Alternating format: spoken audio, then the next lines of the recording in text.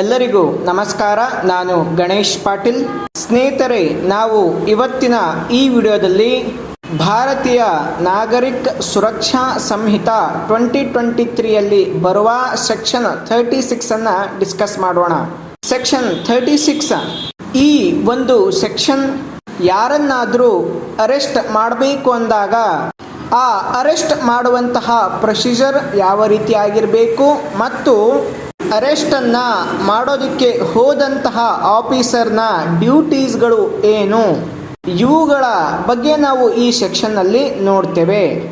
ಅದು ಯಾರೇ police officer ಆಗಿರಲಿ, ಯಾರನ್ನಾದರೂ ಅರೆಸ್ಟ್ ಮಾಡಬೇಕು ಅನ್ನುವ ಸಂದರ್ಭದಲ್ಲಿ ಆ ಪೊಲೀಸ್ ಆಫೀಸರ್ ಆತನ ಶರ್ಟ್ನ ಮೇಲೆ ಎದೆಯ ಭಾಗದಲ್ಲಿ ಅಕ್ಯುರೇಟ್ ಆದ ಅಂದರೆ ನಿಖರವಾದ, ವಿಸಿಬಲ್ ಅಂದರೆ ಕಾಣಿಸ್ಬೇಕು ಮತ್ತು ಕ್ಲಿಯರ್ ಐಡೆಂಟಿಫೈ, ಅವನ ಹೆಸರನ್ನು ಕ್ಲಿಯರ್ ಆಗಿ ಐಡೆಂಟಿಫೈ ಆಗಿ ಮಾಡೋ ರೀತಿಯಲ್ಲಿ ಆತನ ಎದೆಯ ಭಾಗದ ಶರ್ಟ್ನ ಮೇಲೆ ಬ್ಯಾಡ್ಜ್ ಇರಬೇಕು.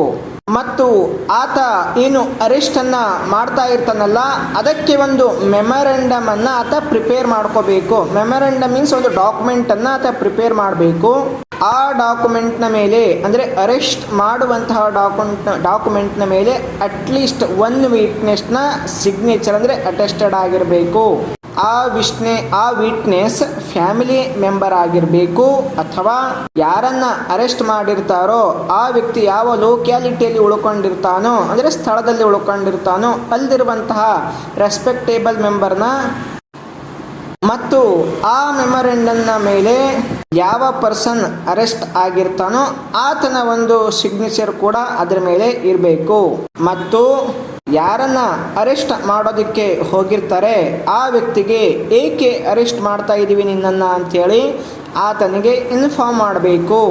ಕೆಲವು ಸಂದರ್ಭಗಳಲ್ಲಿ ಆ ಅರೆಸ್ಟ್ನ ಮೆಮೊರಂಡಮನ್ನು ಪ್ರಿಪೇರ್ ಮಾಡೋದಕ್ಕೆ ಆಗಿರೋದಿಲ್ಲ. ಅದರ ಮೇಲೆ ಯಾವುದೇ ಫ್ಯಾಮಿಲಿ ಮೆಂಬರ್ಗಳ ಒಂದು ಅಟೆಸ್ಟೇಷನ್ ಇರೋದಿಲ್ಲ.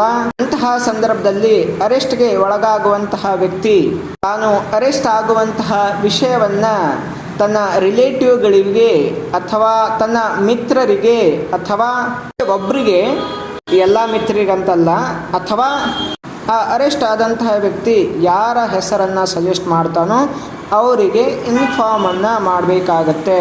ಸ್ನೇಹಿತರೆ, ಅರೆಸ್ಟ್ ಮಾಡುವಂತಹ ಸಂದರ್ಭದಲ್ಲಿ ಪೊಲೀಸ್ ಆಫೀಸರ್ಗಳು ಈ ಒಂದು ಪ್ರೊಸೀಜರನ್ನು ಫಾಲೋ ಮಾಡಬೇಕು. ಇದು ಅವರ ಡ್ಯೂಟಿ ಆಗಿದೆ.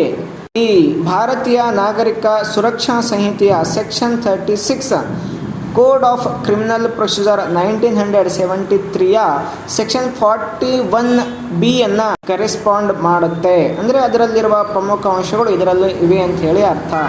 ಎಲ್ಲರಿಗೂ ನಮಸ್ಕಾರ. ನೆಕ್ಸ್ಟ್ ಒಂದು ವಿಡಿಯೋದಲ್ಲಿ ಇನ್ನೊಂದು ಸೆಕ್ಷನ್ ಬಗ್ಗೆ ಡಿಸ್ಕಸ್ ಮಾಡೋಣ. ಎಲ್ಲರಿಗೂ ನಮಸ್ಕಾರ.